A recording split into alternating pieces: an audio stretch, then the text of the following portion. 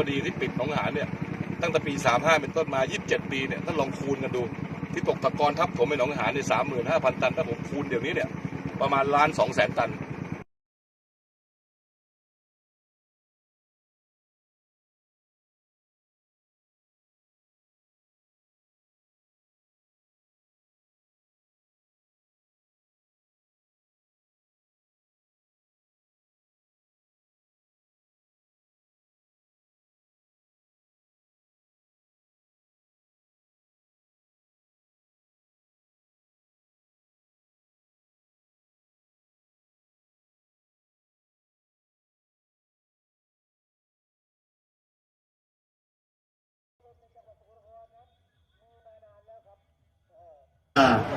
2-1ครับสวยงามครับสวยงามครับครับผมตอน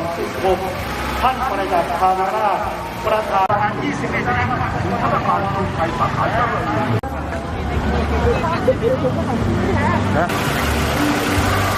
สวัสดีครับ